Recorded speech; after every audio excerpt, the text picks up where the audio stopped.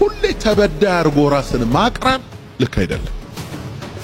ተጠቃን እንዲሆነን እንዴ አንተ ምን አርገ ነው ባለማህተሞች የታረዱት?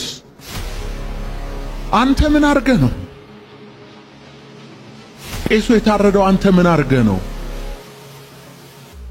ቤተ መቅደሱ የተለኮሰው በሳት? አንተ ምን አርገ ነው? ወይ አንተ ወይ አባቶች ድሮ ምን አርገው ነው?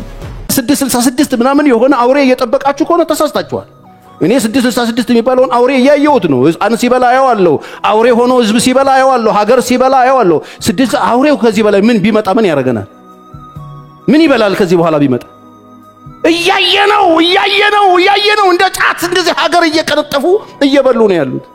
ሌላ አውሬ ጅራታም እሳት የሚተፋ ዳይኖሰር እየፈለጋችሁ ከሆነ ተሸውዳችኋል። ሰላም ለእናንተ ይሁን። እንደምን አላችሁ? እንደምን ቆያችሁ? እንግዲህ በዛሬው ቪዲዮ ፓስተር በጋሻው የኢትዮጵያ ኦርቶዶክስ ተዋሕዶ ቤተክርስቲያን አማኞች ምንም የሞተ የለም፣ አታለቃቅሱ፣ ለጊዜ ተበድለናል አትበሉ፣ የፈጸማችሁት ግፍ ይኖራል፣ ስለዚህ በግፋችሁ ልክ ዋጋ እየከፈላችሁ ነው ብሎ በኦርቶዶክሳውያን በአርሲ መሞታቸው ላይ ተዘባብቷል፣ ቀልዷል፣ አሹፋል ማለት ነው። እጅግ በጣም ያሳዝናል። በዚህ ልክ እንደሚጠላን ኦርቶዶክስነትን እንደሚጠላ አሳይቷል ማለት ነው። እንግዲህ ቪዲዮ ማሳያችሁናል። ፓስተር ቸሬ ደግሞ ለዚህ ጥንቅቅ ያለ ምላሽ ሰጥቷል ማለት ነው። እጅግ በጣም በኦርቶዶክሳን ሞት አትቀልድ 666 እስከማለት ደርሷል። እስኪ እንስማው። አሁን ያ ሁሉ ተረስቶ ተጠቃን እንዲሆነን እንዴ አንተ ምን አርገ ነው ባለማህተሞች የታረዱት? አንተ ምን አርገ ነው ቄሱ የታረደው? አንተ ምን አርገ ነው ቤተ መቅደሱ የተለኮሰው በሳት? አንተ ምን አርገ ነው? ወይ አንተ ወይ አባቶች ድሮ ምን አርገው ነው? ሁሌ ተበዳይ አርጎ ራስን ማቅረብ ልክ አይደለም። አንተ ምን አርገ ነው ወጣት? እና ለምን አይቀጥልም ወንጌሉ? ለምን አይቀጥልም? እሺ ለምን አይቀጣጠልም? ያ መንገድ ይዘጋ የነበረው 3 ቀን ያ ከተማይቱ ሁሉ በዝማሬ ተከደነ የነበረበት ዘመን ለምን አይመጣም? ለምን አይመለስም? አሁን እንዴ ጌታ የሚያስረሳቸው እነሱን በድንጋይ እየወገርን ከሀገር እያባረርን ያለ ስማቸው ስም እየሰጠን ይሆናል እንዴ? አይሆንም። እና ንስሐ ያስፈልጋል። እንግዲህ የተመለከታችሁትን ይመስላል። በጋሻው በዚህ ልክ አታለቃቅሱ፣ ሁልጊዜ ተጠቃን ተበደልን አትበሉ ብሎ መገደላችን መጨፍጨፋችን ላይ እንግዲህ እጅግ በጣም በሚደንቅ ሁኔታ ተሳልቋል ማለት ነው። ይሄ እንግዲህ እነዚህ ሰዎች ናቸው ወንጌልን ሰብካለን የሚሉ። ክርስቶስ ከምንም በላይ አብልጦ ለፈጠረው ፍጥረት ለወደደው ሰው እንኳን የማይጨነቁ ማለት ወንጌል ሁሉ ለሰዎች ነው። ይሄ ግን ለሰዎች ሞት ፈጽሞ የማያዝን የጨካኝ የሆነ ሰው በዚህ ልክ ሲናገር መስማት ያሳዝናል። የአባቶቻችሁ እናንተ የሰራችሁት በደልና ግፍ አለ ለሱ ዋጋ እየከፈላችሁ ነው የሚል አይነት ንግግር ተናግሯል። አንተ ምን ሰርተ ነው በማለት አታልቅሱብን፣ አታላዝኑብን፣ ሁሉ ጊዜ ተበድላችሁ አትበሉ ብሎ በዚህ ልክ እንግዲህ ጥላቸውን አሳይቷል። ይሄ ለታሪክ ይቀመጥልን። በአርሲ ሆኖ እንግዲህ እንመልከት። ሻገሪያው በሳከታተረ ሰው በጭንቀት እግዚአብሔር ሆይ እኛ ለኢትዮጵያውያን ሰላሙን አንድነቱን ፍቅሩን አብዛልን። ይህን ሕፃን ብላቴና በዚህ ሕፃን ለብላቴናው ፈውስ ኃይል ጸሎት ሁን። አምላካችን ሆይ ከዚህ ዓለም ድካም ያረፉ የወገኖቻችን ነፍሶቻቸው በገነት በመንግስተ ሰማያት አሳርፍልን። በሕይወት ያሉትን ሁሉ ጠብቅልን። ከዚህ ተቸግረው ያሉትን ሁሉ እንድትፈውሳቸው እንለምናለን፣ እንማጸናለን። ለአብርሃም ለይስሐቅ ለያዕቆብ የተለመንክ አምላክ ለእኛም እንድትለመንልን አሜን። አባታችን ሆይ ብለን እግዚአብሔር ይፍታ።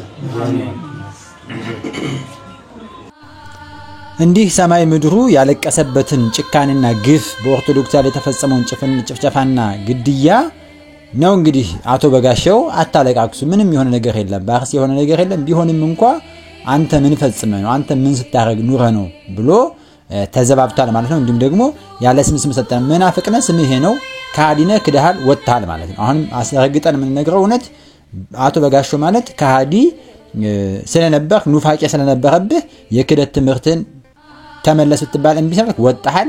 አታሳዱ አንተ የምትል አንተ ነህ ወንጌል መስሐላት ለቤተ ክርስቲያኗ ወንጌልንማ ጥላ ወጣህ እኮ። አሁን ወንጌልህን እያሳየ ነው። ከወንጌል ወጥተህ ወደ ጭካኔ አስተሳሰብ ስለገባህ እጅግ ተዛዝበናል ማለት ነው። ይሄ እንግዲህ ለታሪክ ይቀመጣል። ምን ተያየቀበት ጊዜ ይመጣል። አቶ በጋሻው ሚዛናዊ ሐቀኛ የሆነው ፓስተር ቸሬ ደግሞ የኦርቶዶክሳውያን ጭፍጨፋ እጅግ በጣም አሳዝኖት እየሆነ ያለው ግድያ እየሆነ ያለው በአገር ላይ የሚደርሰው ግፍና እልቂት መከራ እጅግ በጣም አሳዝኖት ይህንን እልቂት አውግዟል ማለት ነው። ይህንን ብቻ ሳይሆን በጋሻውን ሁሉ ተናግሮታል ማለት ነው። እስኪ ይህንን ቪዲዮ እንየው። 666 ምናምን የሆነ አውሬ እየጠበቃችሁ ከሆነ ተሳስታችኋል። እኔ 666 የሚባለውን አውሬ እያየሁት ነው። ሕፃን ሲበላ አየዋለሁ። አውሬ ሆኖ ህዝብ ሲበላ አየዋለሁ። ሀገር ሲበላ አየዋለሁ። 6 አውሬው ከዚህ በላይ ምን ቢመጣ ምን ያደርገናል? ምን ይበላል ከዚህ በኋላ ቢመጣ? እያየነው እንደ ጫት እንደዚህ ሀገር እየቀነጠፉ እየበሉ ነው ያሉት። ሌላ አውሬ ጅራታም እሳት የሚተፋ ዳይኖሰር እየፈለጋችሁ ከሆነ ተሸውዳችኋል። እየሰራ ነው ያለው። ከዚህ በላይ ምን ያደርጋል ቢመጣ? ከዚህ በላይ ምን ያደርጋል? ከዚህ በላይ ምንድነው የሚያደርገን? ንገሩኝ። 90 ደቂቃ አልቋል። አትጠራጠሩ፣ ምንም አትጠራጠሩ። ይሄው ሀገር መንግስት ከመንግስት ጋር ህዝብ ከህዝብ ጋር እየተበላላ ነው። በቂ የሆነ ምልክቶችን መጽሐፍ መጨረሻ ላይ የሚሆኑትን ክፉ ነገሮች በሙሉ መጽሐፉ የሚነግረን በሱ መነጽር ስታዩት ሁሉም ነገር ተጠናቆ እያየነው ነው። ግፉን እያየነው ነው። ስግብግቦቹን እያየነው ነው። በቁም ሰዎች የሚበሉትን እያየነን ነው። ደም የሚጠጡትን እያየን ነው። ትነቃላችሁ። ንቁ። በባከነ ሰዓት ላይ አይደለም። ጴር የሚደረግበት ሰዓት ቀርብ ያልቃ። በፊቱ እንቆማል። መልስ እንቀበላለን። ፓስተር ቸሬ ከልብ እናመሰግናለን። በእንደዚህ አይነት ትክክለኛ እይታ የሚያዩ ደግሞ ወንድሞች ስላሉ በእውነት እንጽናናለን። እንግዲህ ፓስተር ቸሬ ሐቀኛ ሚዛናዊ ሰው ነው። እየተፈጸመ ያለውን ግፍ ተናግሮታል። በቁሙ ሰው የሚበሉ ደም የሚያፈሱ ደም የሚጠጡ ግፈኞች ስግብግቦች ብሎ ነው የገለጸውና ኦርቶዶክሳውያን ላይ የሚፈጸመው ግፍ ደም መፋሰስ በሀገሪቱ ላይ ያለው እንደ ጫት እየተቀነጠሰ የሚል ጥሩ ቋንቋ ተጠቅሞ ገልጾታል ማለት ነው። እንዲህ አይነት ወንድሞች ደግሞ ከልብ እናመሰግናለን። በእውነት ኦርቶዶክሳውያን በአርሲ የተፈጸመባቸው ግፍና መከራ እንዲህ ቀላል ነው ተብሎ የሚነገር አይደለም። አቶ በጋሻው እንደተናገረው አይነት ቀላል ጉዳይ ሆኖ አይደለም። በተለያየ ጊዜ በተደጋጋሚ ኦርቶዶክሳውያን ይጠቃሉ። ግፍ፣ ጭካኔ፣ ደም መፋሰስ እየሆነ ይገኛል ማለት ነው። ይሄንን አለመውገዝ ሰብአዊነት ነው። ወንጌል አውቃለሁ የሚል ከሃዲ ሰው እንደዚህ ያለው ነገር ሲያልፈው ማየት ያሳዝናል ማለት ነው። ወንጌል የሚያውቁትማ በትክክል ስለ ሰው ልጅ ይጨነቃሉ ማለት ምክንያቱም አንድ ሰው እያንዳንዱ ሰው ክርስቶስ የደም ዋጋ ከፍሎለታልና ማለት ነው። እስኪ እንስማ በጋሻውን ደግሞ። አንዳንዱ እኮ ለዚህ ነው የሚያመቻምቸው የሚፈልገው እኮ ለዚህ እኮ ነው ሰላሙ እንዳይደፈርስ እሱ ማንንም አይነካም። ኧረ ይነካ የጠላትን ግዛትማ ካልነካ ምኑን ነው አንተ አገልጋይ የምትባለው? የቱን ወንጌል ነው የምትሰብከው? ንገረኝ እስኪ። ይሄ ቆነጃጅቶችን የሚያስቅ ወንጌል፣ ቀመጠሊቱን የሚያዝናና ወንጌል፣ ይሄ ባለጠጎችን ማሳጅ የምታደርግበት ወንጌልማ ስለ ልጁ ነው። ስለ ኃጢአታችን ሞተ፣ እኛን ስለ ማጽደቅ ከሙታን ተነሳ። ኢየሱስ ያድናል ነው ወንጌል። ኢየሱስ ያድናል ስትል እኮ ሌላው አያድንም እያልክ ነው። በቃ ይሄን ትጣላ። ኢየሱስ ያድናል ስትል ሌላው አያድንም እያልክ፣ ኢየሱስ ጌታ ነው ስትል ሌሎች ጌቶች አይደሉም እያልክ፣ ኢየሱስ ያማልዳል ስትል ሌሎች አያማልዱም እያልክ ነው። ምን የሚሉት ሐዋርያ ነው? ምን የሚሉት ሰባኪ ነው? ይሄ ትጣላ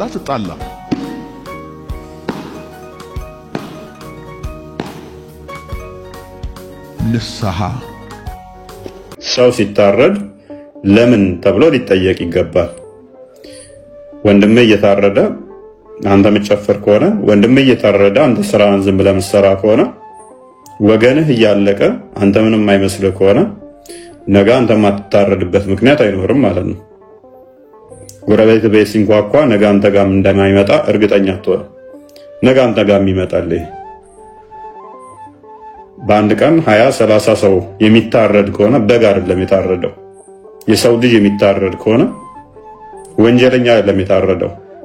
የ2 ዓመት የ1 ዓመት ህፃን ልጆች ምንም ያውቁ አይደሉም። እነኚህን ማረድ የቻለ አካል ነገ አንተንም አንዴ ላያርድህ ነው። የ70-80 ዓመት ሽማግሌን ማረድ የቻለ እዛም ሞራል የደረሰ ሰው ነገ አንተንም ሊመርህ እንደማይችል ማወቅ ይኖርባችኋል ማለት ነው። ስለዚህ በየትኛውም የሥራ ዘርፍ ላይ ያላችሁ ፖዚሽናችሁን ተጠቅማችሁ መንግስት ላይ ጫና ልታሳድሩ ይገባል። ትኩረት እንዲሰጥ ለሚታረዱ ቅድሚያ እንደ ሰው ልጅ ነው።